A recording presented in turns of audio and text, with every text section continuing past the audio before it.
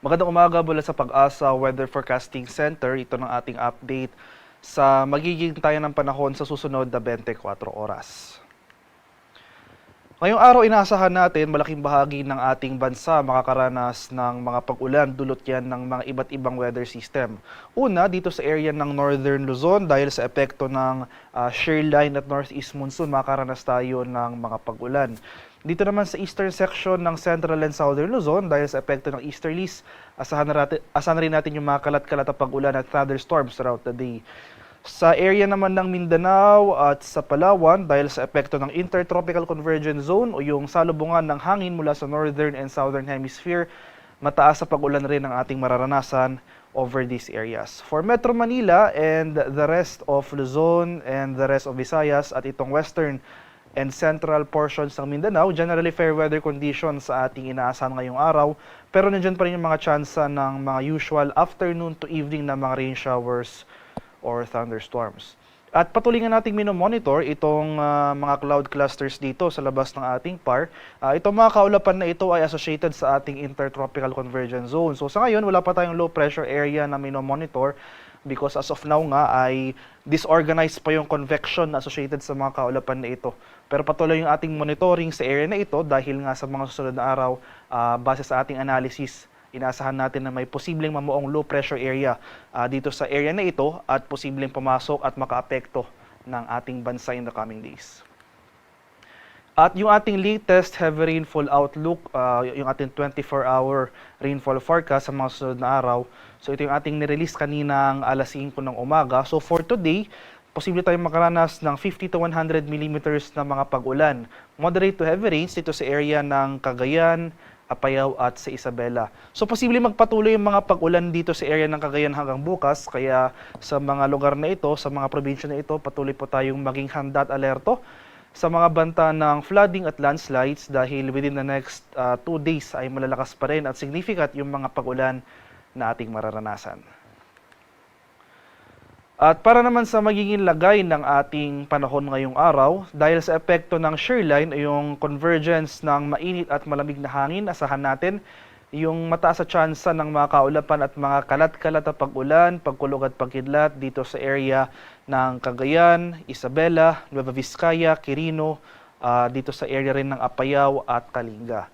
So sa mga lugar ko po nabanggit, especially nga dito sa area ng Cagayan, Isabela, Apayao, maging handa pa rin tayo sa mga banta ng flooding at landslide. Samantala dahil sa epekto naman ng amihan, nandiyan na rin yung mga tsansa ng kaulapan at pag-ulan dito sa area ng Batanes at nalalabing bahagi ng Cordillera Administrative Region. For Quezon and Aurora, so mapapansin natin itong mga kaulapan na associated over these areas ay dulot naman ng easterlies o yung hangin na nanggagaling sa Karakatang Pasipiko. For Metro Manila and most of Luzon, magpapatuloy itong partly cloudy to cloudy skies ngayong araw. Generally, maaliwalas sa panahon, pero magdala pa rin tayo ng payong dahil nandyan pa rin yung mga tsansa ng mga usual na mga rain showers or thunderstorms within the day. Sa area naman ng Palawan, Visayas at sa Mindanao, itong eastern section ng Mindanao, particular na sa mga lalawigan or sa mga rehiyon ng Caraga, Northern Mindanao at Davao Region, pati na rin dito sa area ng Palawan, makakaranas pa rin tayo ng mga kaulapan at mga pag-ulan ngayong araw, dulot yan ng ITCZ. Meanwhile, for the rest of Visayas and or buong Visayas and the rest of Mindanao, magpapatuloy pa rin itong magandang panahon ngayong araw, generally fair weather. Nandiyan pa rin yung mga usual isolated rain showers or thunderstorms throughout the day. Sa kalagayan naman nating karagatan, kaninang alas 5 ng umaga, nag-issue na tayo ng final gale warning. So wala na tayong gale warning na nakataas as of now, pero posible pa rin tayong makaranas ng katamtaman hanggang sa maalong karagatan. So moderate to rough sea conditions, posible pa rin dito sa northern and western seaboards ng Northern Luzon. Kaya sa ating mga kababayang mangingisda at may mga maliliit na sasakyang pandagat over these areas, huwag po muna tayong pamalaot dahil posible pa rin yung moderate to rough sea conditions over these areas. At ito naman yung ating latest tropical cyclone threat potential na issued kahapon. So makikita natin dito sa diagram na ito, no? So itong unang image sa taas, Ibig sabihin nito, posible po sa mga susunod na araw ay may low pressure area na eventually posibleng maging bagyo na posibleng makaapekto dito sa southern portion ng ating bansa, particular na sa may Visayas or southern Luzon. So as of now, wala pa tayong low pressure area currently na minomonitor since disorganized pa yung convection ng mga kaulapan associated sa ITCZ.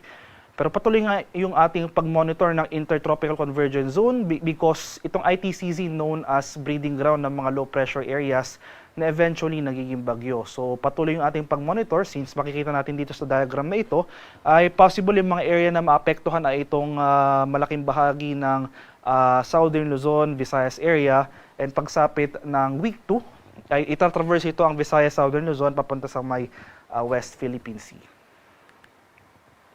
Para sa ating 4-day weather outlook o yung magiging lagay ng ating panahon sa mga susunod na araw, simula bukas, araw ng Linggo hanggang sa Lunes, dahil sa epekto ng shear line, asahan pa rin natin yung mga kaulapan at mga pag-ulan dito sa malaking bahagi ng Northern Luzon, particular dito sa mainland Cagayan Valley at itong northern portions ng Cordillera sa may mga lalawigan ng Apayao at Kalinga. Samantala, itong ITCZ, slightly mag-shift northward yung axis nito. So, posible na rin itong magdulot ng mga pag-ulan dito sa area ng Visayas, malaking bahagi ng Southern Luzon, so sa may Bicol region at Mimaropa, at magpapatuloy yung mga pag-ulan dito sa malaking bahagi ng Mindanao. So, patuloy ngayon ating pag-monitor dito sa area na naapektuhan ng ating ITCZ dahil sa mga susunod na araw, ay posibleng yung low pressure area na eventually posibleng maging bagyo, dito manggagaling sa ITCZ. Posible embedded ito or nakapaloob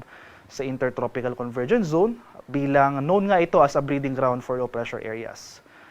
Pagsapit naman ng Tuesday to Wednesday, itong ITCZ as well as yung low pressure area na posibleng maging bagyo, ay magdudulot ng mga kaulapan at mga kalat-kalat na pag-ulan at thunderstorm sa malaking bahagi ng Central and Southern Luzon.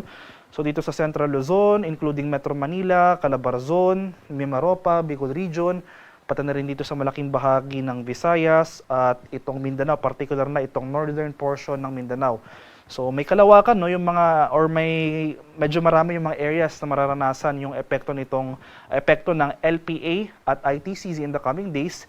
So as of na mataas pa yung uncertainty regarding yung possible track na tatahakin itong weather disturbance na ito since as of now hindi pa ito nagmamanifest sa ating mga satellite images or observation data, kaya patuloy yung ating monitoring over the area na affected nitong ITCZ. At once na mamuo na or mas maging organized na itong mga cloud clusters na ito, tuloy na nga maging low pressure area, ay mag-i-issue agad ang Pag-asa ng mga updates regarding this weather disturbance. Kaya patuloy tayong mantabay sa mga succeeding weather updates na pinapalabas ng Pag-asa. Samantala dito naman sa area ng Northern Luzon, so from Tuesday to Wednesday, magpapatuloy pa rin yung epekto ng shear line at northeast monsoon. So yung mga kaulapan na associated as well as yung mga pag-ulan over Northern Luzon area on the next days ay dulot po ng shear line at ng amihan.